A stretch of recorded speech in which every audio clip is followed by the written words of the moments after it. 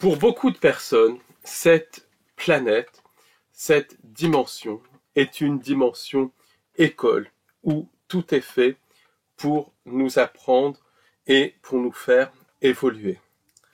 Beaucoup de personnes, notamment dans le bouddhisme et dans le New Age, mais aussi dans de nombreuses autres religions, sont dans la croyance que de vie en vie, on évolue. Beaucoup de personnes sont aussi dans la croyance que les cycles d'incarnation, réincarnation sont linéaires et sont là pour nous faire évoluer. Or, quand on creuse un petit peu, on se rend compte que c'est une énorme manipulation. La réincarnation, c'est un fait, c'est une réalité qui a été scientifiquement constatée. C'est quelque chose aussi qui est constaté par la quasi-totalité des cultures depuis l'époque de la Tartaria. Des personnes comme le docteur Ian Stevenson, par exemple, Ian Stevenson, ont recueilli des preuves scientifiques de tout ça. Donc c'est quelque chose qu'on ne peut pas nier. Simplement, la réincarnation ne se fait pas de manière linéaire, elle se fait de manière non linéaire, c'est-à-dire qu'on peut se réincarner à la fois dans le présent, on peut se réincarner dans le passé et on peut se réincarner dans le futur, on peut aussi se réincarner dans une autre timeline ou bien dans la même timeline, d'où le concept de flamme jumelle. Pourquoi ça? Parce que le temps n'existe pas, puisqu'on est dans une simulation et le temps est un des paramètres de la simulation.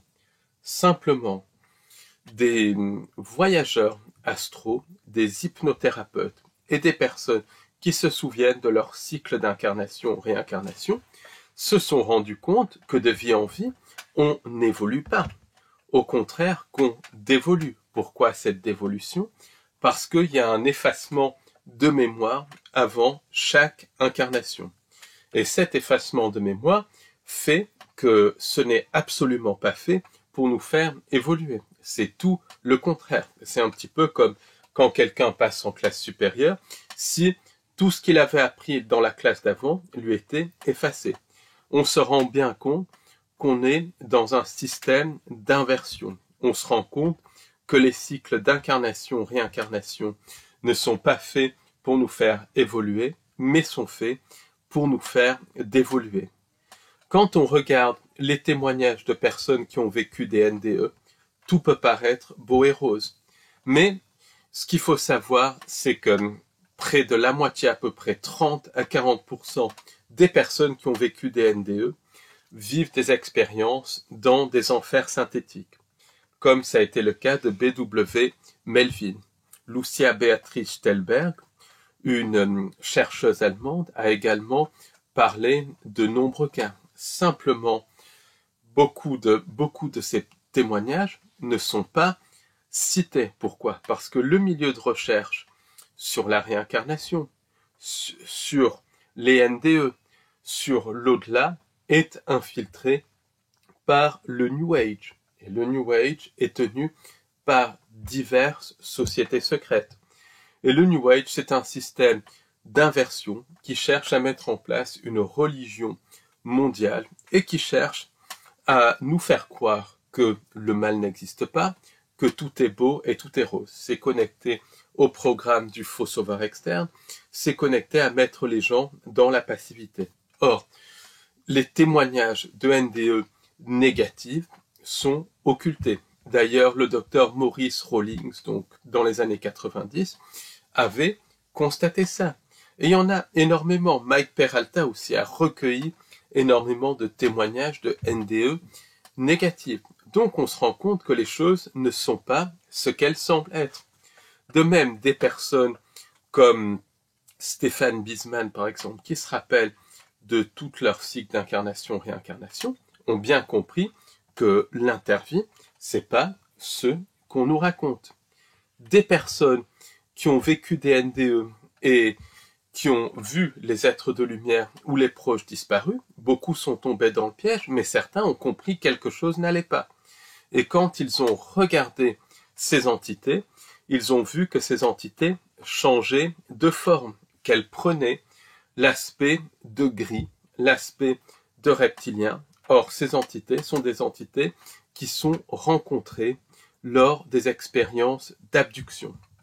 Donc, on se rend compte que le système de l'entre-deux-vie est contrôlé par les mêmes entités que celles qui sont derrière les abductions. On se rend compte, quand on creuse un petit peu, que l'entre-deux-vie, c'est un lieu où le louche est collecté, où l'âme est fragmentée, où se déroule un véritable contrôle mental, une véritable programmation mentale. Et pour justement équilibrer ça, parce qu'il y a énormément de personnes dans le New Age qui nous vendent que tout est beau et rose, j'ai décidé d'organiser donc le samedi 20 septembre 2025, donc un webinaire sur ce qui se passe vraiment dans l'au-delà. Un webinaire aussi sur vraiment la manipulation dans l'intervie, la manipulation du karma. Et ce webinaire est basé sur des témoignages, c'est basé aussi sur des expériences d'hypnothérapeutes qui ont du discernement, c'est basé aussi sur des récits de médiums, parce qu'il y a même des médiums qui ont compris ça, mais il y a un blackout total.